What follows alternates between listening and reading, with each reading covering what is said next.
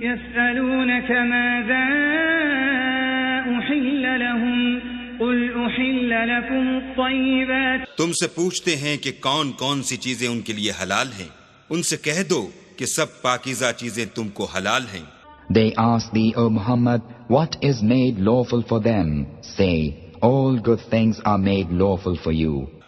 الحمدللہ رب العالمین والصلاة والسلام علی رسولہ محمد وعلی آلہ واصحابہ اجمعین، اما بعد۔ ہم نے کل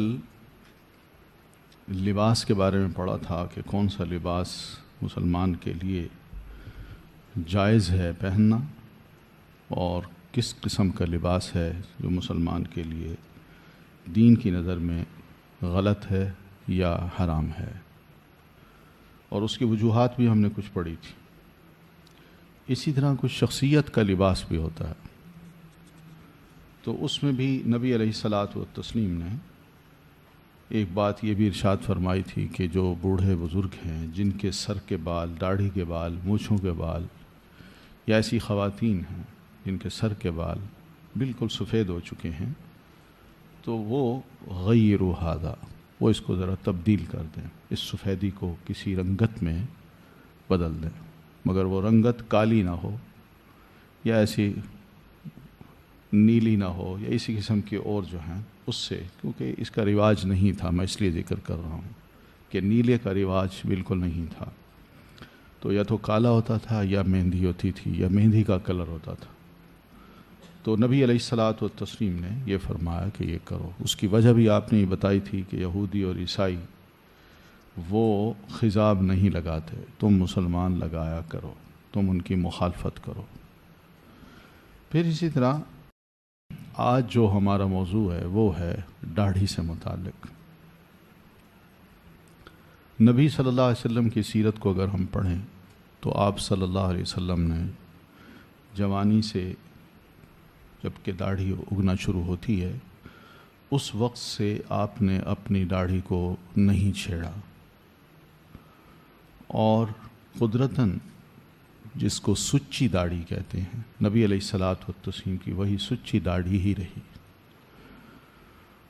اور جسم کی حالت یہ ہوتی ہے، اس کا مزاج یہ ہے کہ خاص طور پر داڑھی کو چھیڑا جائے تو پھر یہ چھڑ جاتی ہے۔ تو اس سلسلے میں ہم یہ دیکھتے ہیں کہ پیارے نبی صلی اللہ علیہ وسلم کی سیرت میں، آپ کی سنت سے یہ بات ثابت ہے کہ کبھی بھی آپ صلی اللہ علیہ وسلم نے اپنی داڑھی مبارک کو نہیں چھیڑا۔ یہ جو احادیث آتی ہیں نا کہ آپ صلی اللہ علیہ وسلم تھوڑی سی تراش خراش لیا کرتے تھے، یہ سب ضعیف احادیث ہیں۔ عام مسلمانوں کے لیے بھی آپ نے اسی قسم کا رویہ پسند کیا ہے، کہ وہ یہ ہے کہ سیدنا ابن عمر رضی اللہ تعالیٰ عنہما سے روایت ہے کہ نبی صلی اللہ علیہ وسلم نے فرمایا، خالف المشرکین وفر اللحى واحف الشوارب، مشرکین کے خلاف طرز عمل اختیار کرو۔ تو مشرکین کی مخالفت کیوں؟ اس لیے کہ وہ لوگ داڑھی کٹواتے تھے یا ان کے کچھ لوگ داڑھی منڈواتے تھے۔ تو اس وجہ سے آپ فرماتے ہیں ان جیسا تم سلوک نہ کرو یا ایسا کام نہ کرو اپنی داڑھی کے ساتھ، بلکہ وفر اللحى، اپنی داڑھی بڑھاؤ، واحف الشوارب، اور مونچھیں کترواؤ۔ تو مراد یہ ہے کہ داڑھی کو بڑا کرو، جس طرح اللہ تعالیٰ اس کو اگاتا ہے اگنے دو، داڑھی کو بڑھاؤ، اور مونچھیں کترواؤ، یعنی اس کو نہ بڑھاؤ اس لیے کہ یہ بال بڑھ جائیں تو ہونٹ بھی کور ہو جاتے ہیں، اور پھر انسان جب کھانا کھاتا ہے تو اس سے اس کو اور کراہت آتی ہے، اس کے ساتھ بیٹھا ہوا بھی اس سے کراہت کرتا ہے۔ تو آپ صلی اللہ علیہ وسلم نے مقصد ہی بتایا کہ بہرحال مشرک لوگ چونکہ یہ کام کرتے ہیں تم نہ کرو۔ اور مشرک سے مراد یہاں کون ہے؟ موسٹلی علماء کا کہنا یہ کہ مجوسی تھے، ایران کے جو مجوسی تھے یہ ان کا کام تھا۔ تو یہ لوگ داڑھیاں کٹواتے تھے، کترواتے تھے اور کچھ منڈواتے تھے۔ تو آپ صلی اللہ علیہ وسلم نے یہ تربیت دے کے چاہا یہی ہے کہ مسلمان اپنا تشخص برقرار رکھیں۔ پھر اسی طرح داڑھی کو اگر منڈوایا جائے تو یہ بالکل مشابہت بنتی ہے کس سے؟ عورتوں سے، کہ اللہ تعالیٰ نے عورت کا جو مزاج بنایا ہے اس میں یہ چیز نہیں رکھی کہ اس کی داڑھی نکلے یا مونچھیں نکلیں، بلکہ اس کو اس اعتبار سے ذرا صاف رکھا ہے. مگر مردوں کی داڑھی جو ہے وہ ایک فطری چیز ہے، اور اس فطری چیز کو ختم کر کے انسان اسی طرح بن جائے جیسا کہ خواتین کا چہرہ ہوتا ہے، تو یہ بڑی عجیب سی بات لگتی ہے. یعنی عجیب سی اس معنی میں کہ وہ ایک جو رجولیت ہے، مردانگی ہے، اس کا پہلو غائب ہو جاتا ہے. پھر یہ بھی مطلب ہے اس کا کہ بعض لوگ جو داڑھی کو چھیڑ بیٹھتے ہیں اور بعد میں یہ سوچتے ہیں کہ ہم داڑھی رکھیں، شریعت کا حکم ہے، تو وہ اگر داڑھی کو چھوڑ دیں تو اس کے بال بہت بڑھ جاتے ہیں، پھیل جاتی ہے داڑھی. تو وہاں پر ہمیں صحابہ کرام کی کچھ طریقہ کار نظر آتا ہے جنہوں نے جوانی سے ہی اپنی داڑھی کو وہاں رہ کے چھیڑا بھی صحیح، کاٹا بھی صحیح، کتروایا بھی صحیح، یا بعضوں نے منڈوایا بھی صحیح. تو نبی علیہ الصلاۃ والتسلیم کی شروع کی تعلیمات اور آپ کی سیرت کو دیکھ کے جو مسلمان ہوتا تو وہ پھر اپنی داڑھی کو نہیں چھیڑتا تھا. لیکن جب وہ بڑھ جاتی تو ایسے حضرات تھوڑا سا تراش خراش کر لیا کرتے تھے تاکہ داڑھی جو ہے وہ درست رہے اور اس میں کسی کو کراہت بھی نہ آئے، نہ کوفت ہو. تو یہ مسائل ہیں. اس میں سیدھی سی بات ہے کہ منع کیوں کیا ہے. آپ صلی اللہ علیہ وسلم صاف فرماتے ہیں من تشبہ بقوم فہو منہم، جو شخص بھی کسی قوم کی مشابہت کرے گا وہ انہی میں سے ہوگا. قوم چاہے وہ خواتین کی ہو یا غیر مسلموں کی ہو، مشرکوں کی ہو، وہ اپنے ہاں جو کچھ کرتے ہیں ایک مسلمان ان سے مرعوب ہو کر ویسا ہی کرنا شروع کر دے. تو یہ آپ صلی اللہ علیہ وسلم فرماتے ہیں کہ اس شخص کا تعلق پھر انہی لوگوں کے ساتھ ہے، اسی قوم کے ساتھ ہے، ہمارے ساتھ پھر نہیں ہے. ہوتا یہ ہے کہ عام لوگ جب یہ کام کر رہے ہوں، اور خاص طور پر معاشرے کے وہ لوگ جو ترقی یافتہ قومیں کہلاتی ہیں، بڑے کہلاتے ہیں، تو ان کو دیکھ کے نا ایک مسلمان کی ہلکی پھلکی آزمائش اللہ تعالیٰ کرتا ہے. تو اس آزمائش کے آگے انسان اپنے ہتھیار ڈال دے اور کہے نہیں جی دین پر مجھ سے عمل نہیں ہوتا، بلکہ معاشرے کا جو چلن ہے یا بڑے لوگوں کی جو عادات ہیں، اخلاق ہیں، ان کا رہن سہن ہے، ان کی تہذیب ہے، میں بھی ویسا ہی بننا چاہتا ہوں، مجھے وہ پسند ہے. تو یہ شکست ہے، شکست خوردی اور پھر غلامی ہے. تو اس وجہ سے دین نہیں چاہتا کہ خدا نخواستہ ایک مسلمان اس طرح بن جائے. تو بہرحال اس میں متعدد اقوال ہیں. تو صحیح قول تو یہی ہے کہ نبی علیہ الصلاۃ والتسلیم کے ارشاد کے مطابق داڑھی کو بڑھانا چاہیے، مونچھیں گھٹانی چاہیے. اگر کوئی کترواتا ہے اور اس کو ذرا درست کر لیتا ہے تو اس میں بھی کوئی معیوب بات نہیں، لیکن بالکل منڈوا دینا یہ خلاف شریعت. اس لیے جب صحابہ کرام کا عمل بھی آتا ہے اور نبی علیہ الصلاۃ والتسلیم کے ارشادات بھی آتے ہیں تو اس میں پتہ یہی چلتا ہے کہ بہرحال داڑھی کا رکھنا فرض ہے. یہ نہیں ہوا کہ کسی صحابی نے یا نبی علیہ الصلاۃ والتسلیم نے اس کی اجازت دی ہو کہ داڑھی منڈوا دی جائے. اختلاف ہے تو زیادہ سے زیادہ اس میں ہے کہ کیا داڑھی ایک مشت کے برابر ہو یا ذرا اس سے چھوٹی ہو یا بڑی ہو. یہ بندوں پر منحصر ہوتا ہے کہ وہ اپنے مزاج کو دیکھیں، اپنی داڑھی کو دیکھیں. مجھے یاد ہے کہ میرے اپنے والد محترم مجھے بتا رہے تھے کہ میں بیٹھا ہوا تھا اپنے والد صاحب کے ساتھ، یعنی دادا محترم کے ساتھ. تو ایک صاحب آئے، انہوں نے نماز پڑھی تو ہم نے دیکھا انہوں نے اپنی رومال کو جہاں سر پہ باندھا ہوا ہے وہاں گردن پہ یوں لپیٹا ہوا ہے. تو سخت گرمی کا موسم، ہم نے کہا ان کو کیا ہے. خیر انہوں نے نماز پڑھی، نماز کے بعد دادا کے پاس بیٹھے، کہنے لگے جی یہ بتائیے کتنی داڑھی رکھی جا سکتی ہے. تو دادا جی نے کہا بھائی مسئلہ تو یہی ہے. تو خیر مسئلہ یہ بتایا، حدیث پڑھ کے سنائی. تو ان صاحب نے کیا کیا، اپنا رومال کھولا. جب رومال کھولا ہٹایا تو ان کی داڑھی کے بال سارے گردن پہ لپٹے ہوئے تھے، یعنی یوں لپٹے ہوئے۔ جب انہوں نے کھولی تو کھولتے ہی گئے، اور وہ یعنی بیٹھے ہیں تو بیٹھے بیٹھے ان کی داڑھی نہ صرف ان کی جھولی میں بلکہ زمین پہ یوں پھیل گئی۔ کھڑے ہوئے تو ان کے پاؤں تک جا رہی تھی۔ وہ کہتے ہیں میں اس کے ساتھ کیا کروں؟ تو دادا جان نے کہا بھئی یہ اگر تمہیں اس سے اذیت نہیں ہو رہی، تکلیف نہیں ہو رہی تو پھر تو ٹھیک ہے، ورنہ یہ تکلیف کی بات ہے، اور اگر سمجھتے ہو کہ تکلیف نہیں ہے تو ٹھیک ہے، ورنہ یہ چھوٹی کر لو تاکہ تم چلنے پھرنے کے قابل ہو۔ اور دوسری بات یہ کہ اس اذیت کو، اس تکلیف کو تم گرمی میں بھی برداشت کر رہے ہو، اور پھر لوگوں کے سامنے اپنے آپ کو واضح بھی نہیں کرتے کہ میں کیا ہوں، منہ بھی چھپاتے ہو، تو یہ طریقہ ٹھیک نہیں ہے۔ تو پھر بہرحال وہ کسی کے کہنے پہ متاثر ہوتا ہے نا انسان، کہ کچھ بھی ہو تم نے چھیڑنی نہیں ہے۔ لیکن دوسری طرف دیکھا جائے تو اتنی اذیت اور تکلیف میں وہ بندہ تھا، گرمی کے موسم میں بھی اس نے اپنے آپ کو نہیں بلکہ داڑھی کو لپیٹا ہوا ہے، رومال کو اس کے اوپر رکھا ہوا ہے، تو اس کی کیا حالت ہوتی ہوگی؟ کون سا اس کو چین ہوگا رات کو سوتے وقت بھی، اور لوگوں کے درمیان بیٹھتے ہوئے بھی، بازار میں آتے جاتے بھی، جاب پہ بھی، اور گھر کے اندر بھی۔ تو ایسی صورت میں اگر واقعی ضرورت محسوس ہو تو کچھ علماء کا کہنا یہی ہے کہ حضرت ابن عمر رضی اللہ تعالیٰ عنہما جس طرح اپنی مشت میں داڑھی کو رکھ کے جو لمبی باقی ہوتی تھی اس کو کاٹ دیا کرتے تھے، تو یہ مسئلہ ملتا ہے۔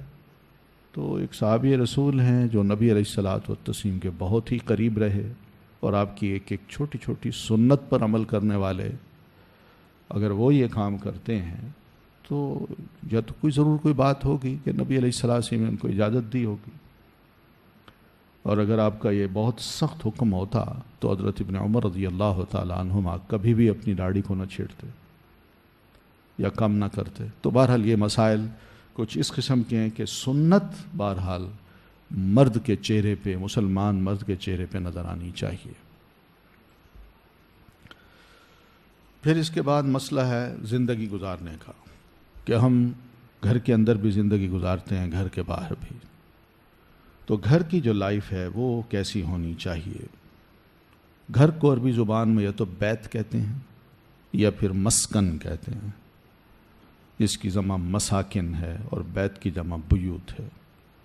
بیت کا لفظ جو ہے یہ یبیتون لربہم سجدا وقیاما پڑھا ہے نا آپ نے، تو یبیتون اسی سے بیت ہے۔ یبیتون کا کیا مطلب ہے؟ وہ رات گزارتے ہیں۔ تو بیت اس جگہ کو کہتے ہیں جہاں انسان رات گزارے۔ تو بار بار چونکہ رات وہیں گزارتا ہے، دن کو باہر ہوتا ہے، رات کو وہیں آ جاتا ہے اور وہیں رات گزارتا ہے، تو اس وجہ سے عربی زبان میں ایسی جگہ جہاں انسان اپنی رات گزارتا ہے اس کو بیت کہہ دیتے ہیں۔ اس طرح مسکن بھی ہے، سکون سے ہے۔ مسکن اسم ظرف ہے، مسکن جس کا مطلب ہے سکون کی جگہ، آرام کی جگہ۔ آدمی دن بھر کام کرے گا، تھکا ہارا ہوگا، لیکن چاہے گا میں اب گھر جاؤں، اور گھر جانے کا مطلب یہ کہ میں وہاں جا کے ذرا تھوڑا سا آرام کروں۔ تو رات بھی اور دن بھی جب بھی وہ تھکاوٹ محسوس کرتا ہے تو وہ گھر آ جاتا ہے، تو اس کی اپنی ایک خانگی زندگی ہوتی ہے جس میں اس کو بڑا آرام بھی ملتا ہے، سکون بھی ملتا ہے، خوشی بھی ملتی ہے۔ تو اسی لیے اللہ تعالیٰ نے اس احسان کا ذکر یوں فرمایا ہے کہ واللہ جعل لکم من بیوتکم سکنا، اللہ تعالیٰ نے تمہارے گھروں کو تو بنایا مگر ان کو باعث سکون بنایا۔ گھر وہی ہوتا ہے جس میں سکون ہو، اور جس گھر میں سکون نہیں وہ گھر نہیں، وہ مسکن نہیں۔ تو نبی علیہ الصلوۃ والتسلیم کو وہ گھر زیادہ پسند تھے جو زیادہ تر کھلے ہوں، کھلے کھلے ہوں۔ تو کھلے ہونے کا مطلب یہ ہے کہ ایک تو آب و ہوا، دھوپ، روشنی، اور پھر اس کے بعد یہ بھی کہ انسان جس کھلے گھر میں رہتا ہے تو اس کی ذرا سوچیں بھی کھلی ہوتی ہیں، فراخ دل ہو جاتا ہے۔ اور دوسری بات یہ بھی ہے کہ وہ اپنے آپ کو محدود نہیں سمجھتا، بلکہ اس کی سوچ میں، اس کے عمل میں ایک فراخی سی ہوتی ہے۔ اسی فراخی کی وجہ سے، بڑے گھر کی وجہ سے سارے رشتہ دار، عزیز، اقربا اس گھر کا رخ کرتے ہیں کہ وہاں جا کے بڑا مزہ آتا ہے۔ کھلا گھر ہے، چھوٹا گھر ہو تو لوگ آتے نہیں ہیں، اس لیے کہ وہ تنگ گھر ہے، وہاں بیٹھنے کی جگہ ہی نہیں۔ تو یہ وہ صورت ہوتی ہے جس کی دیہاتوں میں آپ جائیں نا، کیا پنجابی میں کہتے ہیں ویڑے ہوتے ہیں، تو درخت کے نیچے مردوں کو بٹھا دیا، عورتیں ادھر کمروں میں بیٹھ گئیں، کو برآمدوں میں، مطلب ان کی آوازیں بھی ایک دوسرے کو سنائی نہیں دیتی، لیکن آرام سے بیٹھتے ہیں، انجوائے کرتے ہیں، لیٹ رہے ہیں، اونچی اونچی باتیں بھی ہو رہی ہیں، لیکن کوئی ایسا، اور جانور بھی گھوم پھر رہے ہیں، مرغیاں بھی چر رہی ہیں۔ بس یہ سب چیزیں دیکھنے سے بڑا ماحول بڑا اچھا لگتا ہے۔ تو حدیث میں یہی آتا ہے کہ آپ صلی اللہ علیہ وسلم فرماتے ہیں اربع من السعادہ، 4 چیزیں ایسی ہیں جو خوش بختی کی علامت ہیں، یعنی جس انسان کو یہ 4 چیزیں نصیب ہوں وہ سمجھے کہ دنیا میں اللہ تعالیٰ نے مجھے بہت ہی کچھ نوازا ہے۔ پہلی بات یہ کہ المرأۃ الصالحہ، نیک بیوی، یہ بھی بہت بڑی خوش قسمتی ہے انسان کی کہ نیک بیوی مل جائے اس کو، اور وہ اس کی نیکی کی وجہ سے اپنے گھر کے ماحول کو نیک بھی بناتا ہے، خود بھی بننے کی کوشش کرتا ہے، اور پھر گھر کے اندر نیکی کی ہی باتیں ہوتی ہیں، بچوں کی بھی اچھی تربیت ہو جاتی ہے۔ والمسکن الواسع، اور کھلا گھر، واسع وسیع گھر، والجار الصالح، اور اچھا ہمسایہ، یہ بھی بہت بڑی نیکی ہوتی ہے، بہت خوش قسمتی ہے کہ انسان جس گھر میں رہ رہا ہے اس کا ہمسایہ کا مطلب دایاں بایاں آگے پیچھے، یا اسی طرح 40 گھر ادھر 40 گھر ادھر، یہ سب لوگ اگر اچھے ہوں تو انسان اس ماحول میں بڑے اطمینان کے ساتھ رہتا ہے کہ مجھے ہمسایوں سے کوئی خوف نہیں ہے، بلکہ ان کی ہمدردیاں، ان کی محبت وہ مجھے نصیب ہے۔ پھر والمرکب الحنی، اور عمدہ سواری، آرام دہ سواری۔ اس دور میں گھوڑے ہوا کرتے تھے یا اونٹ ہوا کرتے تھے یا خچر گدھے ہوتے تھے، تو یہ جو سواریاں ہیں ان کا بھی اپنا ایک مزاج ہوتا ہے۔ مزاج یہ کہ وہ جو بیٹھ رہا ہوتا ہے نا، اس کے سلوک کو وہ دیکھتے ہیں کہ اس کا بیٹھنا، اس کا میرے ساتھ رویہ، اس کی آوازیں، اس کا مجھے ہانکنا اور اس کا میرا خیال کرنا، یہ سب ایسی چیزیں ہیں کہ اللہ نے ان کو بھی ایسی سینس دے رکھی ہے۔ تو وہ اس وجہ سے وہ اپنے مالک کے لیے بڑے آرام دہ ثابت ہوتے ہیں کہ اس کو میں نے سکون سے لے جانا ہے۔ اور کچھ جانور ایسے ہوتے ہیں جن کے اندر شیطان گھسا ہوتا ہے، تیزی ہوتی ہے ان میں، اور آدمی جب بیٹھتا ہے تو اس پہ بڑی تکلیف اس کو محسوس ہوتی ہے۔ اس کا چلنا، اس کا اٹھنا، اس کا بیٹھنا اس کے لیے بڑا تکلیف دہ ہوتا ہے۔ تو اس وجہ سے کوئی ایسی سواری اس کو مل جائے جو انتہائی عمدہ ہو تو ٹھیک ہے۔ آج کل کے دور میں ہر بندے اپنے لیول پہ دیکھتا ہے، کسی کے پاس سائیکل ہے تو وہ بڑا مطمئن ہے کہ الحمدللہ پیدل چلنے سے تو میں، پھر کسی کے پاس موٹر سائیکل ہے تو وہ اور اللہ کا شکر ادا کرتا ہے، اور پھر موٹر سائیکل کے بعد کسی کے پاس گاڑی آ جاتی ہے، چھوٹی گاڑی، لیکن کم از کم گاڑی تو ہے نا۔ پھر اس طرح گاڑیوں پہ آگے بڑھتے جائیں تو جتنی عمدہ سواری ہوگی یہ اجازت ہے اس کی، بس غلو نہ ہو، اسراف نہ ہو، لیکن سواری ایسی ہو جس میں انسان مطمئن ہو کے آرام سے بیٹھے اور اسے کوئی تکلیف نہ ہو، نہ اس کو نہ اس کے بچوں کو یا فیملی کو۔ آپ صلی اللہ علیہ وسلم یہ بھی دعا مانگا کرتے تھے، اللہم اغفر لی ذنبی ووسع لی فی داری وبارک لی فی رزقی، اللہ میرے گناہ بخش دے، میرے گھر میں کشادگی پیدا فرما۔ یہ دعا ہے۔ تو کسی نے کہا اللہ کے رسول کیا بات ہے، آپ اکثر یہ دعا مانگا کرتے ہیں؟ تو آپ نے فرمایا وَهَلْ تَرَكْنَا مِن شَيْءٍ، اس دعا نے کسی چیز کو چھوڑا ہے؟ مراد یہ کہ بڑی جامع دعا ہے، تم بھی مانگو، یہ نصیب ہو جائے تو بڑی خوش قسمتی کی بات ہے۔ ٹھیک ہے، تو بہرحال یہ انسان کی اپنی حیثیت کے مطابق اس کو یہ چیزیں بنانی ہیں۔ یہ نہیں ہے کہ کیفیت سے بڑھ کے سوچے اور ناجائز ذریعے سے اپنے گھر کو اور اپنے مسکن کو وہ خوبصورت بنانے کی کوشش کرے اور بڑا اور کہ جی اللہ کے رسول نے فرمایا میں کیا کروں، تنخواہ میں تو گزارا نہیں ہوتا۔ اور واقعی مہنگائی کا دور ہے۔ مہنگائی شاید اس لیے بھی ہے کہ ہماری اپنی جو ڈیمانڈز ہیں، لائف کا جو ایک طریقہ کار ہے وہ ذرا بہت وقت تک بدل چکا ہے، اس وجہ سے زندگی بڑی مشکل نظر آتی ہے کہ گزارا بڑا مشکل ہے۔ ورنہ حقیقت یہ ہے کہ ہمارے اسی معاشرے میں بہت سے لوگ، مور دین 70% لوگ جو بال بچوں والے بھی ہیں، جن کا اپنا گھر بھی نہیں، وہ زیادہ سے زیادہ 10,000 12,000 15,000 پہ آرام سے گزارا کر لیتے ہیں ملتے ہیں۔ لیکن مسئلہ وہی ہے نا کہ ذرا آپس میں مل جل کے انسان رہے اور اپنے آپ کو سب سے علیحدہ نہ کر لے کہ نہیں جی میں نے نہ کسی سے ملنا ہے، نہ میرے گھر کوئی آئے گا، اور پابندیاں بھی لگائی دی جائیں کہ اس گھر میں کوئی فلاں آ سکتا ہے اور اس کے علاوہ کوئی نہیں، تو اس سے کیا ہوگا؟ محبت ختم ہو جائے گی، وہ ایک دوسرے کا رکھ رکھاؤ خیال جو ہوتا ہے وہ بھی ختم ہو جاتا ہے۔ ورنہ ہوتا یہی ہے کہ غریب آدمی بھی جس کے پاس کوئی جاب نہ ہو، اس وقت بھی دیہات میں یا چھوٹے شہروں میں بہت سے لوگ ایسے ہیں، بھائی کیا مسئلہ ہے، تم شادی کرو، 2 وقت کا کھانا کھانا ہے نا، ہم بھی کھا رہے ہیں تم بھی ہمارے ساتھ کھا لینا، لیکن کوئی پریشر نہیں، دباؤ نہیں ہوتا، اور انسان بڑی آرام سے زندگی گزار لیتا ہے۔ تو یہ وہ چیزیں ہیں جس کو نبی علیہ الصلاۃ والتسلیم فرمانا چاہتے ہیں۔ تو اسی طرح نبی علیہ السلام نے گھروں کو صاف ستھرا رکھنے کی ترغیب بھی دی ہے۔ یہ صفائی، نظافت، پسندی یہ دین اسلام کے مظاہر میں سے ہے، اور یہ وہ چیز ہے جو مسلمان کو دوسروں سے ممتاز کرتی ہے، یہ چیز کہ ان کے گھر بڑے صاف ستھرے ہوتے ہیں، خود بھی بڑے صاف ستھرے ہوتے ہیں، اور ان کے دین میں کوئی گندگی کا تصور ہی نہیں ہے،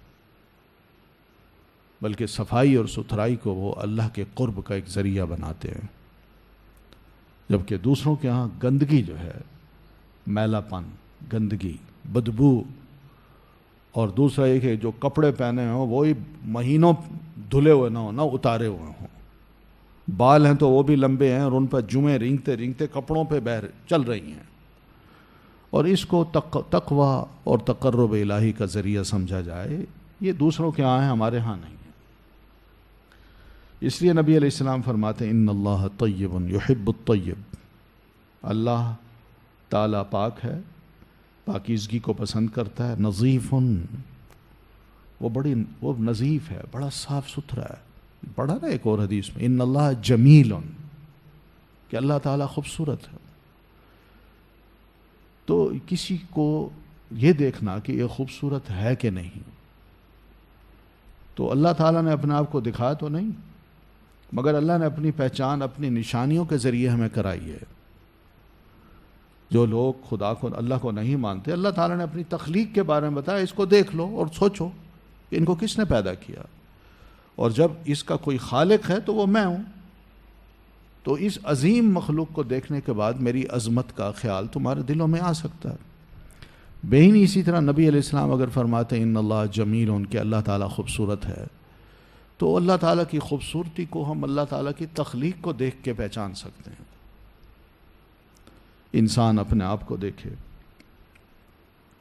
پھر وہ چیزیں جو ہمارے ارد گرد ہیں، پھول ہیں، ان کی رنگت ہے، یہ ذوق ہے نا، ایک خالق کا ایک ذوق ہے نا۔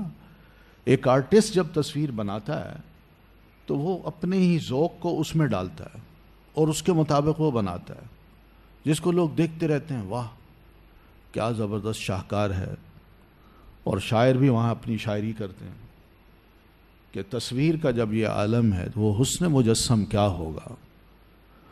تو یہاں پر بھی یہی صورتحال ہے کہ ہم چیزوں کو دیکھ کے کتنی خوبصورت چیزیں ہیں، آج کل آم ہیں، تربوز ہیں، کیلے ہیں، مالٹے ہیں، یعنی آپ دیکھیں کتنے اللہ تعالیٰ نے ان کو خوبصورت بنایا۔ کھانا اندر ہے مگر اس کا جو گودا ہے وہ اندر ہے، اوپر اس کو ایسی اس کی پیکنگ کر دی ہے جس کی بڑی خوبصورت رنگت ہے۔ یہ اللہ تعالیٰ کی ایک پریزنٹیشن ہے جو اللہ ہمیں دے رہا ہے کہ دیکھو، کھاؤ اس کو، میرے دینے کے طریقے کو دیکھو۔ تو یہ سب چیزیں پتہ چلتا ہے کہ ان اللہ جمیل، کہ اللہ تعالیٰ واقعی بڑا خوبصورت ہے، یحب الجمال. تو یہاں بھی آپ فرماتے ہیں نظیف، وہ بڑا صاف ستھرا ہے. یحب النظافہ، اور ستھرائی کو ہی اللہ تعالیٰ پسند کرتا ہے. کریم، اللہ تعالیٰ بڑا کریم ہے، کرم کرنے والا ہے.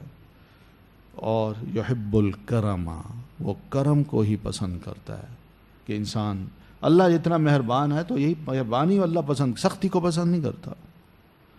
پھر اسی طرح جواد، یحب الجوادہ، وہ بڑا فیاض ہے، یعنی اپنی مہربانیوں کو، رحمتوں کو وہ دوسروں پر انڈیلتا ہے.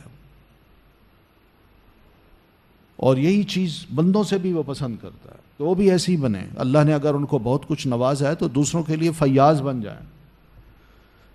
پھر فرماتے ہیں فَنَظِّفُوا أَفْنِيَتَكُمْ، لہذا اپنے گھروں کے صحن کو، فنا کی جمع ہے افنیہ، اپنے گھروں کے صحن کو صاف ستھرا رکھا کرو. وَلَا تَشَبَّهُوا بِالْيَهُودِ، اور یہود کی مشابہت نہ کرو.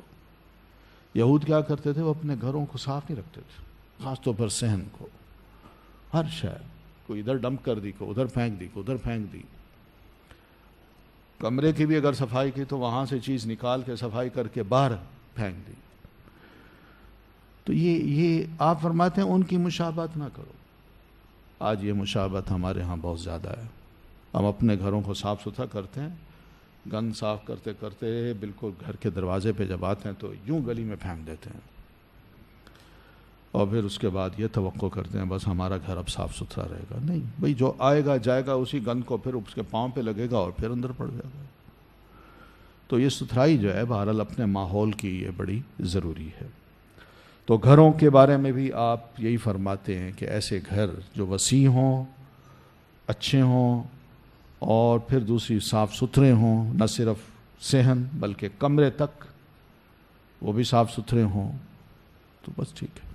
اس کو آپ نے پسند کیا. یہ اچھی زندگی ہے.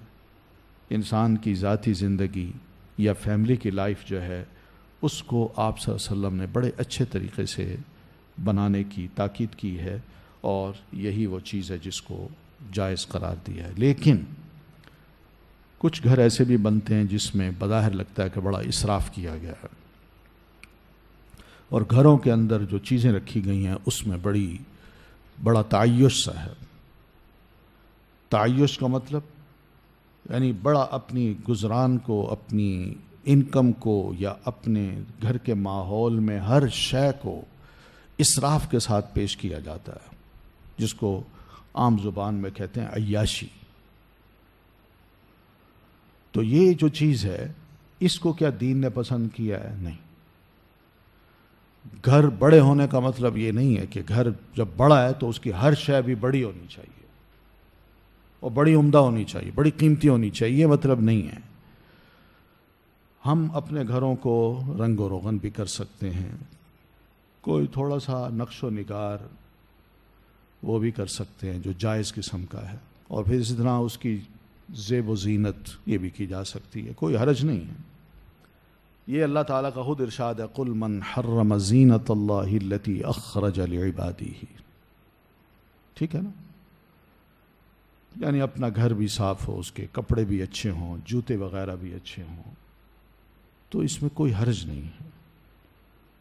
اللہ تعالیٰ پسند کرتا ہے اس چیز کو. اور فَأَمَّا بِنِعْمَةِ رَبِّكَ فَحَدِّثْ کے زمرے میں یہ چیز آتی ہے.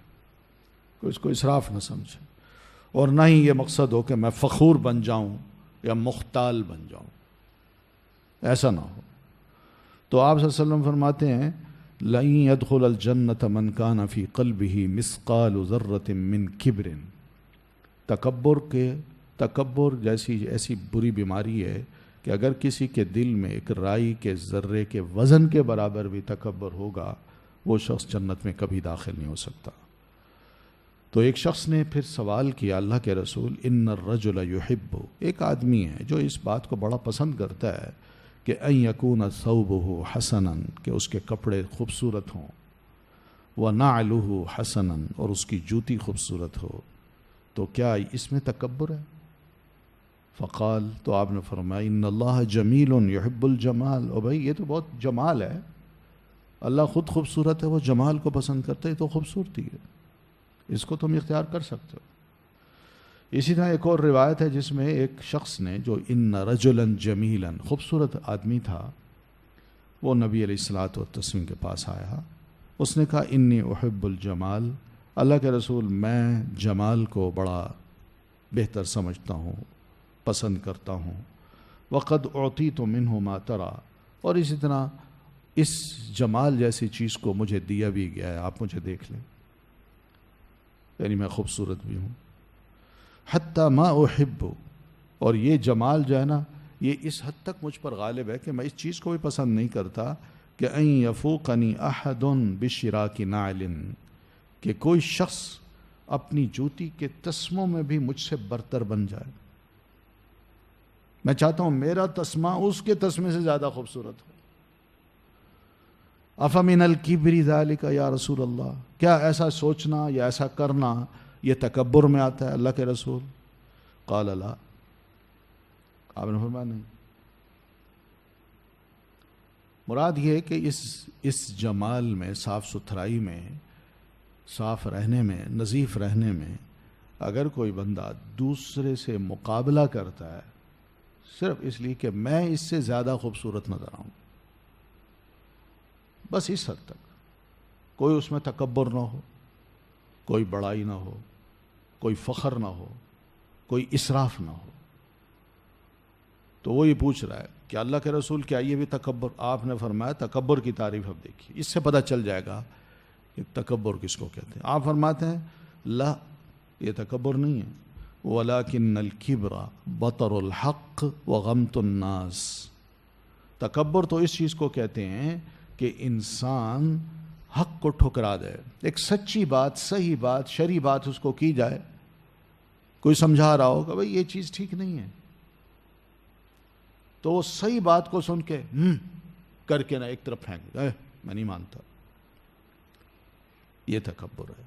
اور پھر دوسرے لوگوں کو حقیر خیال کرے کہ میں تو بڑی شے ہوں، دوسرے میرے سامنے کیا ہے، میں تو بہت خوبصورت ہوں، دوسرے بڑے، معلوم نہیں کیا کیا انسان سوچتا ہے، میں امیر ہوں، یہ غریبوں کی کیا اوقات میرے سامنے. یہ اس طرح کا جو خیال ہے نا، یہ بڑائی کا خیال ہے، یہ تکبر کا خیال ہے. امیر ہونا یہ اللہ کی طرف سے نعمت بھی ہے، ایک امتحان بھی ہے. غریب ہونا ایک امتحان بھی ہے، آزمائش بھی ہے مسلمان کی. تو دونوں کو اللہ تعالیٰ اپنے اپنے مقام پہ یوں آزماتا ہے کہ میں نے اس کو دولت دی ہے، یہ متکبر انسان بنتا ہے یا عاجز انسان بنتا ہے، میرا شکر ادا کرتا ہے. تو یہ وہ سب چیزیں ہیں جو کہ دیکھا جائے تو ان دونوں رویوں میں انسان کے اندر اگر غلو نہ آئے تو ٹھیک ہے، اور اگر غلو آتا ہے تو یہ ٹھیک نہیں ہے. پھر اسی طرح ہمارے گھروں میں سونے چاندی کے برتن کیا ہوں، اس پہ بھی ہم پڑھ چکے ہیں کہ اس پہ پابندی لگائی ہے ہماری شریعت نے کہ سونے اور چاندی کے برتن میں نہ کھایا جا سکتا ہے، نہ پیا جا سکتا ہے، اس سے منع فرمایا. تو آپ کے الفاظ ہیں جو سونے اور چاندی کے برتنوں میں کھاتا ہے یا پیتا ہے، انما یجرجر فی بطنہ نار جہنم، وہ سمجھے کہ میں اپنے پیٹ میں جہنم کی آگ بھر رہا ہوں. وہی سمجھے ایک ایک لقمہ وہ جہنم میں جا رہا ہے، وہ جہنم بن رہا ہے میرے پیٹ میں. تو اسی وجہ سے صحابہ کہتے ہیں کہ ہمیں نبی علیہ الصلوۃ والتسلیم نے اس بات سے منع کیا کہ ہم سونے چاندی کے برتنوں میں پئیں یا ان میں کھائیں. اور اس سے بھی منع کیا آپ نے کہ ہم ریشم کی جو مختلف اقسام ہیں، کوئی گاڑھا موٹا ریشم ہوتا ہے جو بڑا باریک نازک سا ہوتا ہے، اس کو پہننے سے بھی اللہ کے رسول نے ہمیں منع کیا ہے کہ مرد نہ پہنیں. اور دوسرا یہ کہ اس کے کوئی فرش نہ بنائیں، بیڈ نہ بنائیں، نشست گاہ نہ بنائیں ریشم کی کہ اس پہ ہم مہمان کو بٹھائیں یا خود بیٹھیں. تو آپ فرماتے ہیں اس کی وجہ هو لهم فی الدنیا ولنا فی الآخرہ، یہ دونوں چیزیں جو ہیں یہ ان کے لیے، ان سے مراد غیر مسلموں کے لیے اللہ تعالیٰ نے دنیا میں رکھی ہیں، مگر ہمارے لیے آخرت میں رکھی ہیں. کیونکہ یہ چیزیں ایسی نہیں ہیں کہ انسان انہی میں مست ہو جائے اور انہی کو سمجھے کہ لائف ہے تو یہی ہے اور بس جینا ہے تو یہی جینا ہے، اس کے بعد کوئی اور جینا نہیں ہے۔ نہیں، موت کے بعد ایک بہت لمبی فیز آ رہی ہے، اور مختلف فیزز سے انسان گزر کے جب ہمیشہ کی زندگی میں جا داخل ہوگا، وہ تو ہم سوچ ہی نہیں سکتے۔ قیامت کا ایک دن جو ہے ہماری اس زندگی کا، ہماری اس دنیا کی زندگی کا، یعنی زندگی، یہ دنیا کی عمر جو ہے وہ اس کا مقابلہ نہیں کر سکتی، صرف قیامت کی زندگی کا ایک دن۔ کہا ہے نا 50 الف سنہ، یہ بھی کہا ہے ایک دن۔ تو بہرحال کچھ لوگ یہ کہہ سکتے ہیں کہ کیا جو گھر کے اندر ہم مختلف قسم کے الماس کے برتن ہوتے ہیں یا کوئی اینٹیکس ہوتی ہیں، یاقوت ہوتے ہیں، ان کے بنے ہوئے کچھ برتن ہوتے ہیں، قیمتی پتھروں کے بنے ہوئے برتن ہوتے ہیں، کیا ان کو رکھیں یہ بھی اسراف ہوگا؟ نہیں، یہ ایک آدھ رکھا جا سکتا ہے، کوئی حرج نہیں ہے، لیکن زیادہ کر ہو اور اس نیت سے لیا جائے کہ یہ قیمتی پتھر ہے، یہ میں سارے پیسے اس پہ خرچ کر دوں تاکہ مجھ پر کوئی ذمہ داریاں نہ آئیں، نہ ٹیکس کی آئیں، نہ زکوٰۃ کی آئیں، یعنی اس نیت سے اگر انسان یہ کام کرتا ہے تو یہ ایک ناجائز کام ہے، اور ایسی صورت میں اس قسم کا جو یہ کام ہوگا یہ اسراف ہوگا، اور اس اسراف سے پھر اس کے پیچھے جو سبب نظر آتا ہے وہ یہی ہے کہ انسان اپنے آپ کو یا تو بڑا بنانا چاہتا ہے اور اسراف کرنا چاہتا ہے، اور دوسرا یہ کہ اپنی دولت کو سینت کے وہ نہیں چاہتا کہ میں ملک کو قوم کے کام آؤں یا پھر غریبوں کو کچھ پیسہ مزید دے سکوں۔ تو بہرحال کئی وجوہات ہو سکتی ہیں کہ جس کی وجہ سے ان چیزوں کو اللہ کے رسول صلی اللہ علیہ وسلم خاص طور پر سونے اور چاندی کے برتنوں کو استعمال کرنے سے منع کیا، یہ حرام ہے۔ باقی چیزیں استعمال ہو سکتی ہیں، لیکن شرط یہ ہے کہ اس میں نہ تکبر ہو، نہ اسراف ہو، نہ کسی قسم کا بچاؤ مقصود ہو کہ زکوٰۃ سے اور میں ٹیکس سے بچ جاؤں۔ پھر ہم یہ بھی دیکھتے ہیں کہ سونے اور چاندی کو اس لیے حرام کیا ان کے برتنوں کو کہ یہ ایک نقدی ہے، اس کی زکوٰۃ دی جا سکتی تھی، اور پھر دوسرا ہے کہ غریب آدمی جب ان تمام چیزوں کو دیکھتا ہے تو اس کو دوسروں کے اندر بڑی عمارت نظر آتی ہے کہ بڑے امیر لوگ ہیں، لیکن سونے، یہ پتھروں کے جو برتن ہیں یا پتھروں کی مختلف چیزیں ہیں، وہ اگر گھروں میں پڑی ہیں تو غریب کی اس پہ نظر نہیں جاتی، اس کو کیا، وہ کہتا ہے پتھر ہی ہے۔ لیکن جو پتھروں کو جاننے والا ہے وہ جانتا ہے کہ اس کی کیا قیمت ہے، وہ اس کی قدر کرتا ہے۔ تو بہرحال ایسی چیزوں کا جو برتن بنائے جائیں، چمچے بنائے جائیں سونے اور چاندی کے، اس کا کاروبار بھی پھر غلط ہوگا، یہ بھی یاد رکھیے۔ پھر اس کے ساتھ ساتھ جو دوسرے برتن ہیں جیسے کانچ کے ہیں، مٹی کے ہیں، چینی کے ہیں، تانبے کے ہیں یا دوسری دھاتوں کے ہیں، ان کو بنایا جا سکتا ہے، ان کا بزنس بھی کیا جا سکتا ہے، اور اسی طرح روئی کی جو مختلف قسموں کے کپڑے ہیں، بیڈز ہیں، چادریں ہیں، ان کو بنایا جا سکتا ہے، ان کا بزنس کیا جا سکتا ہے، مگر ریشم کا بھی ہو سکتا ہے، سونے کا بھی ہو سکتا ہے، مگر اس نیت سے نہ ہو۔ تو یہ بہرحال بہت سے علماء کے کمنٹس بھی ہیں اس میں، وہ بھی آپ کتاب میں مزید دیکھ سکتی ہیں۔ پھر مجسمے ہیں، مجسمے تو بہت سے کمنٹس ہیں کتاب میں، ان کو پڑھا جا سکتا ہے۔ مجسمے ہیں، یہ بھی مجسمہ سازی کا جو ایک شعبہ ہے، بہت بڑا کاروبار ہے، یہ بھی یونانیوں سے بہت پہلے کا ہے، پھر یونانیوں میں آیا، پھر یونانیوں نے اس مجسمہ سازی میں بڑی نئی نئی چیزیں نکالیں، اور ان نئی نئی چیزوں میں بے حیائی، عریانی، فحاشی وہ عام ہو گئی، اور پھر اس کا ایک سائنس، یہ ایک سائنس بھی بن گئی، اور اس سائنس کو باقاعدہ ایک تعلیم کی شکل دے دی گئی، اور یونیورسٹیز میں، کالجز میں، دنیا کے مختلف بڑے بڑے جو یعنی انسٹیٹیوشنز ہیں ان میں ان کے شعبہ کھول دیے گئے، اور کروڑوں ملینز ڈالر جو ہے نا اس پہ لگا دیے گئے کہ اس کو پروموٹ کیا جائے۔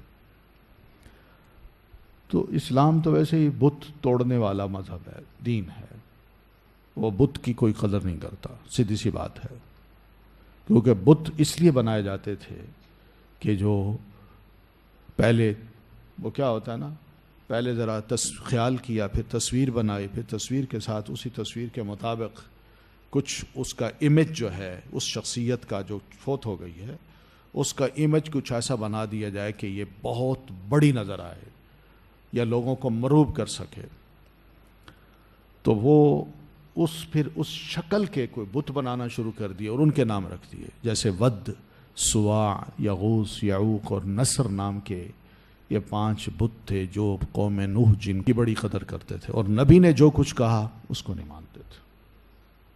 بہت سمجھانے کی کوشش کی 950 سال تک، اور یہ بات میں نے اپنی طرف سے نہیں کی، حدیث صحیح بخاری میں یہ حدیث ہے جس میں سیدنا ابن عباس رضی اللہ تعالیٰ عنہما فرماتے ہیں کہ یہ لوگ حضرت نوح علیہ السلام کی قوم کے انتہائی نیک لوگ تھے،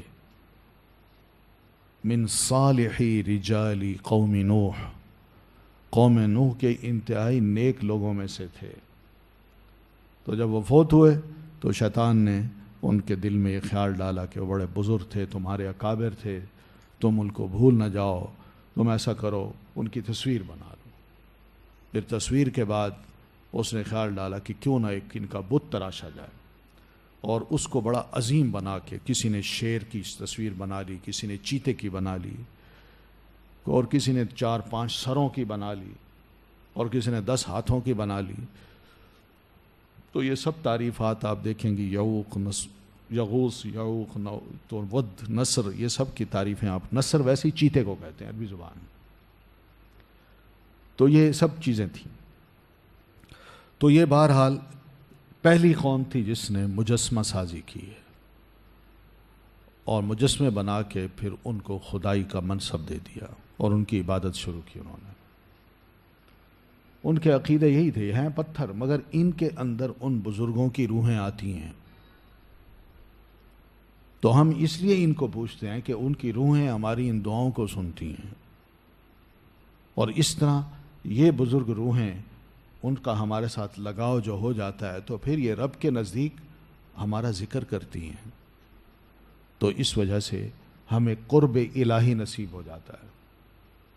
ما نعبدہم الا لیقربونا الی اللہ زلفا، یہ ان کے الفاظ ہوا کرتے تھے۔ تو بہرحال یہ مجسمے وہیں سے بنے، اور پھر اس کے بعد یہ انسانوں میں ایک دوسرے جگہ پر پھیلتے چلے گئے، اور لوگ جو ہے نا بت پرستی کو بڑا رواج دینے لگے، اور بت بنائے گئے، اور پھر بتوں کی مختلف شکلیں بھی بنائی گئیں، تو دیویاں بھی بنی اور دیو بھی بنے، تو ان سب کی عبادت کی جانے لگی۔ اور پھر نہ صرف یہ بلکہ بعض مذاہب نے انسان کے چاہے مرد ہو یا عورت ہو اس کے جو مخصوص پارٹس ہیں ان کی عبادت کرنا شروع کر دی، یہ بھی ہوا ہے۔ تو اگر آپ تاریخ پڑھیں تو اس میں یہ بھی پتہ چلتا ہے کہ اور بھی بڑی عجیب و غریب قسم کی خرافات اس میں آ گئیں، یہ گنبد، اس کی شکل، مینار، اس کی شکل، یہ سب انہی لوگوں کی طرف سے یہ چیزیں آئی ہیں جو اس طرح کی سوچیں رکھا کرتے تھے۔ تو بہرحال دین نے کیا کیا ہے کہ ان تماثیل کو حرام قرار دیا اور صاف صاف کہہ دیا کہ کسی گھر میں بت نہیں ہونا چاہیے، جہاں ہوگا وہاں رب کی رحمت کے فرشتے بالکل نہیں آئیں گے۔ تو ہم یہ دیکھتے ہیں کہ نبی علیہ الصلاۃ والتسلیم نے خود بھی نماز پڑھی، اور ام المومنین سیدہ عائشہ فرماتی ہیں کہ گھر کے اندر کوئی کپڑا تھا اور اس کے اندر کچھ تصویریں تھیں، میں نے اس کو کاٹا، سیا، اور وہ ان کے نا پردے کے طور پہ لٹکا دیا۔ یعنی اس کی کوئی ویلیو اس کو نہیں دی. بھائی یہ بڑا خوبصورت کپڑا ہے یا اس کو بڑی اچھی جگہ ٹانگ دوں تو ساری تصویر اس کی نظر آئے گی, اس کا بڑا رنگ نظر آئے گا. لیکن نبی علیہ السلام نے نماز پڑھی تو وہ کپڑا اتفاق سے سامنے تھا, وہ دروازے کی طرف لگا ہوا ہے. سلام پھر آپ نے فرمایا اس کو ہٹا دو, اس نے مجھے بڑا الجھایا ہے. تو ان کا میں نے کانٹ چھانٹ کے ایک طرف کر دیا اس کو, اس کی کوئی اور چیزیں بنا لیں. ہاں, لیکن یہ کام نہیں کیا کہ دوبارہ میں اپنے گھر میں اس کو لٹکا سکوں. تو اس دور میں جو تصاویر ہوتی تھیں وہ کپڑوں کے اوپر جیسے آج کل بنتی ہیں بنی نہیں جاتی تھی, وہ ہاتھ سے ہی بنائی جاتی تھی کپڑوں کے اوپر بھی. یہ آرٹ کوئی اتنا معروف نہیں تھا یا اتنے ایکسپرٹ لوگ نہیں تھے وہاں مکہ میں. باہر سے کوئی کپڑا آیا ہو تو اور بات ہے, ورنہ وہاں پر یہ رواج نہیں تھا. وہاں ہاتھ سے ہی بس تصویریں بنا دی جاتی تھی. تو جہاں یہ اس چیز کا منع کیا وہاں مجسمہ ساز کو بھی, جو مجسمے بناتا ہے, بت بناتا ہے, بت گر ہے, اس کو بھی نبی علیہ الصلاۃ والتسلیم نے فرمایا کہ ان من اشد الناس عذابا یوم القیامہ الذین یصورون هذه الصور. قیامت کے روز سب سے زیادہ سخت عذاب اس شخص کو ہوگا جو اس قسم کی تصاویر بناتا ہے. تو یہ تصاویر اس کو کہا گیا ہے جو تمثال ہوتے تھے, بت ہوتے تھے, ان کی شکلیں بناتے تھے, ان کی صورت گری کرتے تھے. جیسے قرآن میں آتا ہے نا وَالَّذِي يُصَوِّرُكُمْ فِي الْأَرْحَامِ, وہی ہے جو رحم مادر میں تمہاری تصویریں بناتا ہے. ٹھیک ہے نا, یصور یعنی ہماری شکلوں کے بارے میں فیصلہ کرتا ہے کہ ناک کیسا ہو, آنکھیں کیسی ہوں, سر کیسا ہو, انگلیاں کیسی ہوں, قد کاٹ کیسا ہو. یہ اللہ تعالیٰ ہی کرتا ہے. تو یہ تصویر صورت گری ہے, اس کو کہتے ہیں صورت گری. تو اسی قسم کی کوئی شے انسان کے خیال میں آئے اور وہ پتھروں کو تراش تراش کے اس کی کوئی صورت بنا دے تو یہ مراد ہے, جس کو بعد میں تمثال کہا گیا یا وثن کہا گیا. ٹھیک ہے.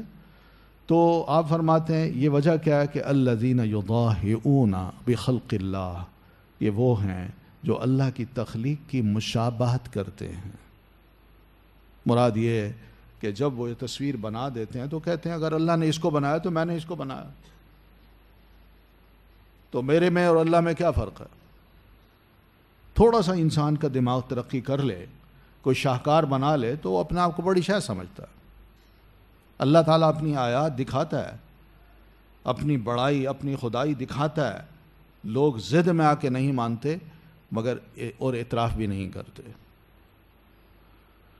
تو بہرحال یہ شکل جو ہے نا یضاہئون بخلق اللہ, کہ اللہ کی تخلیق سے مشابہت کرتے ہیں اور مشابہت کے بعد خود بھی خدا بن جاتے ہیں اور لوگوں کو کہتے ہیں یہ خدا ہے, اب اس کی پوجا کرو, اس کو بڑا سمجھو. تو قیامت کے روز اس کو یہ بھی کہا جائے گا کہ میں نے تو اس مخلوق میں روح پھونکی تھی, ذرا تم بھی اس میں روح پھونک کے دکھاؤ. پھر کلفا, اللہ تعالیٰ نے اس کو مجبور کرنا ہے, بناؤ اس کی, تم نے بنایا, لوگوں کو گمراہ کیا, اور میں نے تو اس کو زندہ بنایا تھا, اب تم ذرا اس کو زندہ کر کے دکھاؤ, اس کے اندر روح پھونکو, اس کے اندر روح پھونکو. تو وہ روح نہیں پھونک سکے گا, یہاں بے بسی اس کی ثابت ہوگی, اللہ اس کو اور ذلیل کرے گا.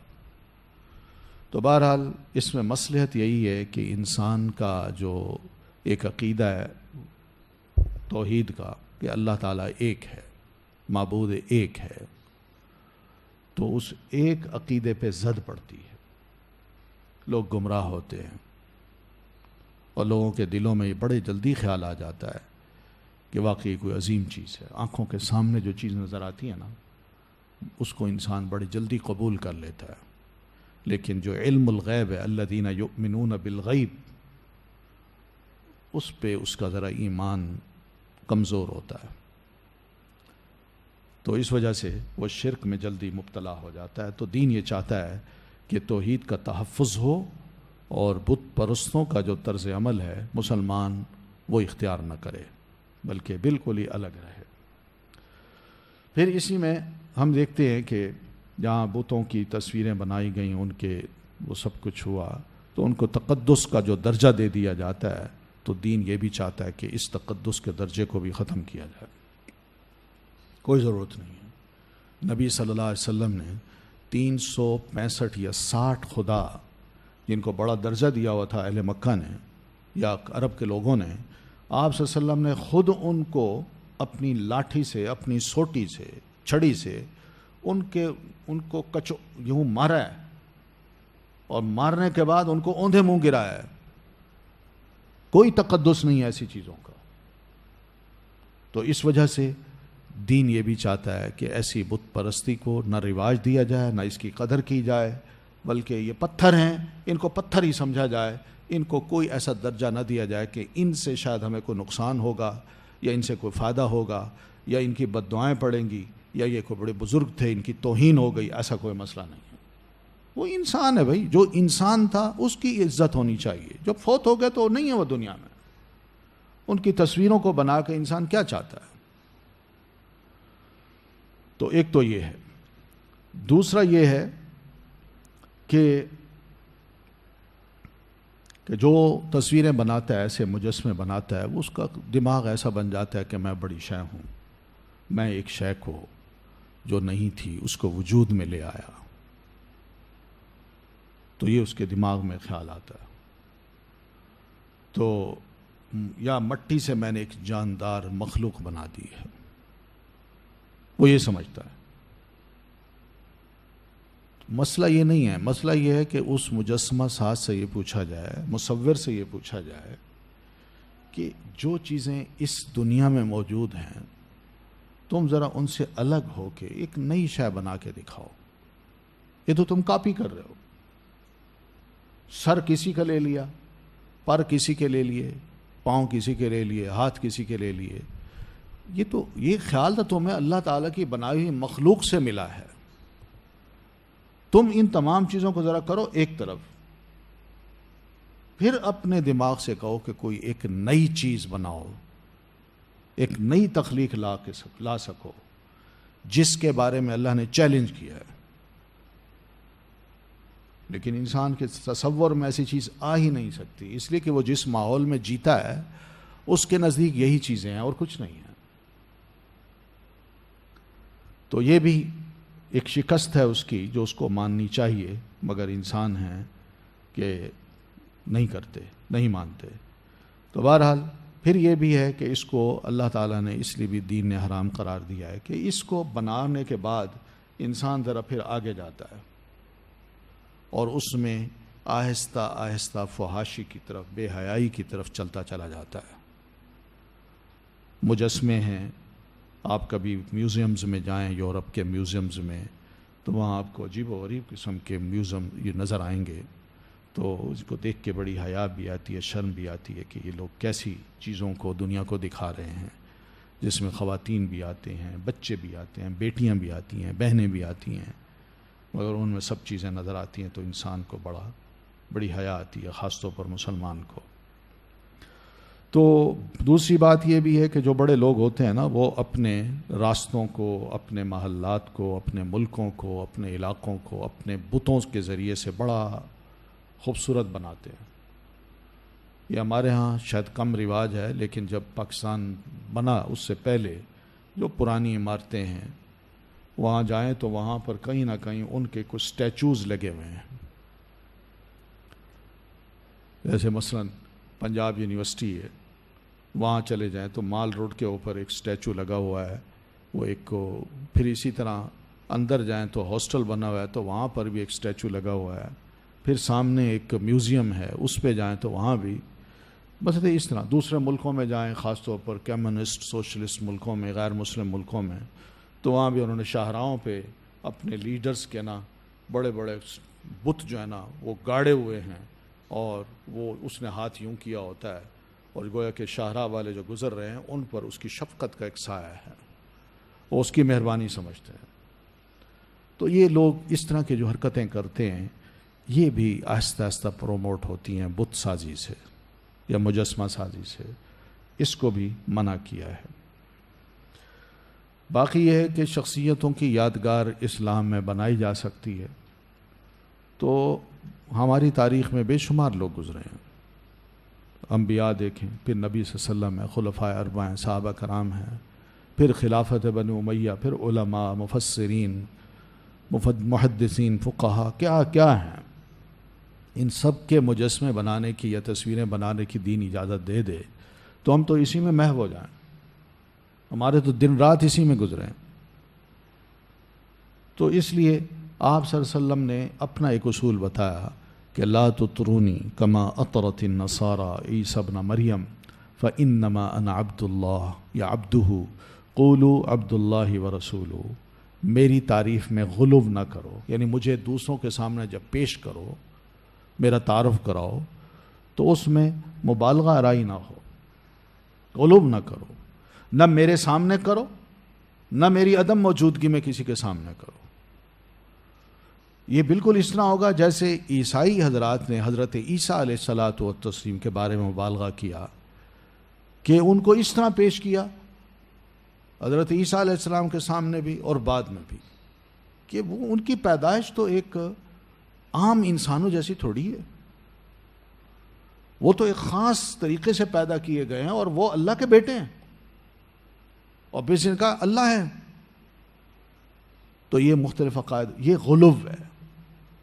وہ ان کی ماں تو تھی نا، والدہ تو تھی، تو اس غلو کو اللہ تعالیٰ نے یوں بھی توڑا کہ اگر تم عیسیٰ علیہ السلام کو اللہ کا بیٹا کہتے ہو تو اس سے تو زیادہ ڈیزرو کرتے تھے حضرت آدم علیہ السلام، جن کی نہ والدہ ہے نہ باپ ہے، پھر ان کو اللہ کا بیٹا کہو، مگر تم ان کو بھی نہیں کہتے۔ پھر آپ اپنے بارے میں یوں بھی فرماتے ہیں کوئی میرے بارے میں غلو نہ کیا جائے، حد سے زیادہ احترام بھی آپ نے نہیں پسند کیا۔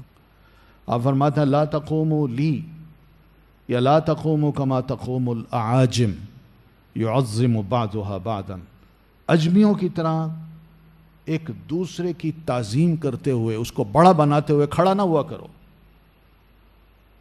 یہ اجمی کام کرتے ہیں، مسلمان کے لیے مناسب نہیں ہے۔ کوئی شخصیت آئی ہے تو آئے، اس کو چاہیے السلام علیکم کہے، جو بیٹھے ہوئے ہیں، کھڑا آدمی ان کو سلام کرے تو وہ سلام کرے سب کو اور بیٹھ جائے، بس کافی ہے۔ اب یہ سوچنا کہ بھی میں آیا ہوں میرے لیے کوئی کھڑا نہیں ہوا، یہ بڑی گستاخی کی انہوں نے، بہت برے لوگ ہیں، یہ بالکل غلط بات ہے۔ آپ خود منع فرما رہے ہیں، آپ خود فرماتے ہیں میں جب آؤں تو میرے لیے بھی تم کھڑے نہ ہوا کرو۔ آپ کی ایک حدیث یہ بھی ہے، منع کیا آپ نے کہ لا تقوموا لی، میرے لیے مت کھڑا ہوا کرو۔ تو یہاں تک آپ جب فرماتے ہیں، باقی یہ ہے کہ کچھ صحابہ تھے، سعد بن معاذ، سعد بن عبادہ یا سعد بن معاذ رضی اللہ تعالیٰ عنہ، یہ جب باہر سے آئے تو نبی علیہ الصلاۃ والتسلیم نے کافی عرصے کے بعد کسی مشن پہ آپ نے بھیجا تھا، جب وہ آئے تو آپ نے فرمایا قوموا الی سیدکم، تمہارا یہ ہیرو بہت عرصے کے بعد باہر سے آ رہا ہے، کھڑے ہو، اس کو جا کے ریسیو کرو۔ تو استقبال کے لیے آگے جانا، اس کو ریسیو کرنا، وہ ٹھیک ہے۔ آپ صلی اللہ علیہ وسلم خود بھی، آپ کی بیٹی فاطمہ سیدہ آ جاتی تھیں رضی اللہ عنہا، تو نبی علیہ الصلاۃ والسلام بیٹی ہے، اس کو اپنی محبت بھرپور دیا کرتے تھے، تو اس کے احترام میں پیارے نبی علیہ الصلاۃ والتسلیم کھڑے ہو جاتے تھے،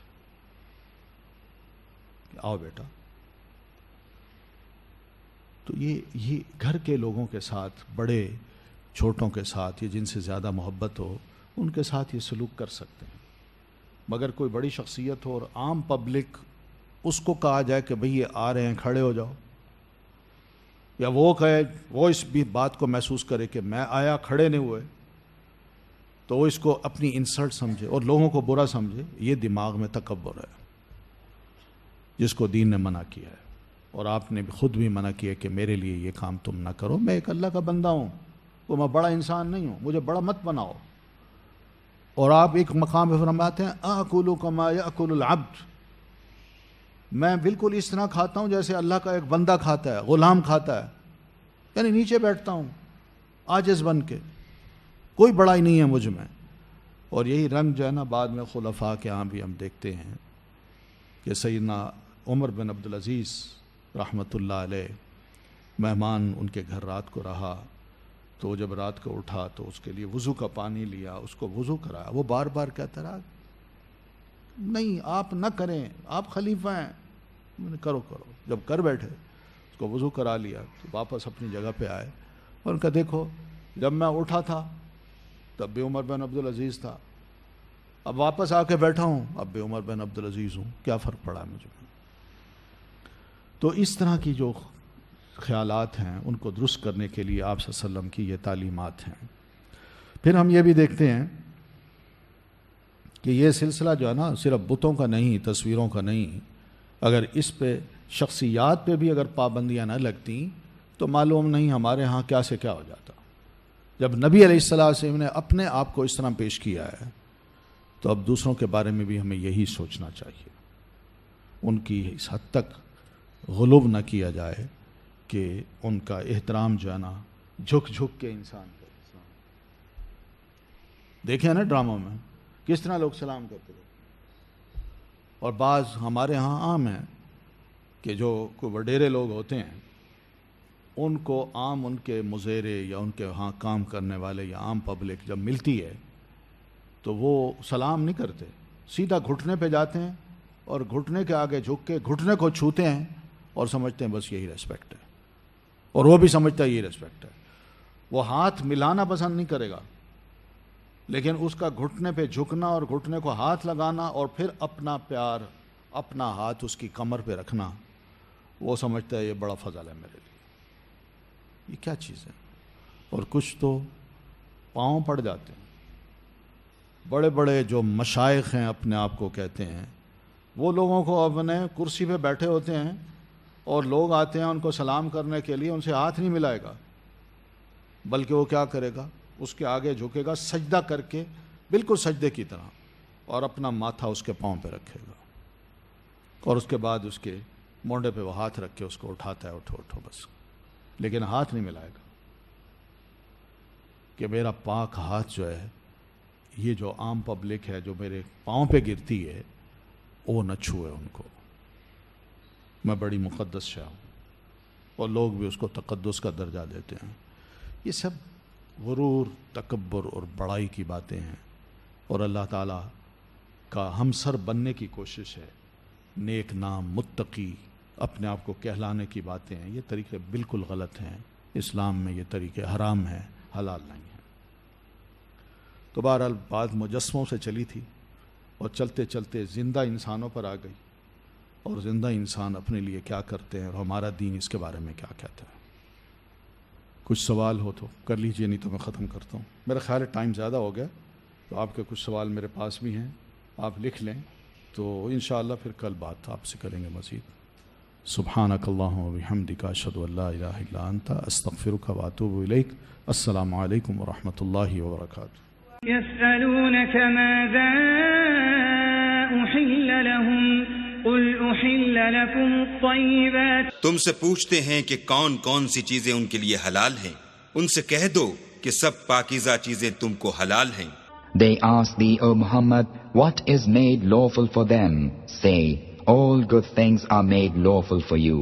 يسألونك ماذا أحل لهم قل أحل لكم الطيبات۔ تم سے پوچھتے ہیں کہ کون کون سی چیزیں ان کے لیے حلال ہیں، ان سے کہہ دو کہ سب پاکیزہ چیزیں تم کو حلال ہیں۔ They ask thee, O Muhammad, what is made lawful for them? Say, all good things are made lawful for you.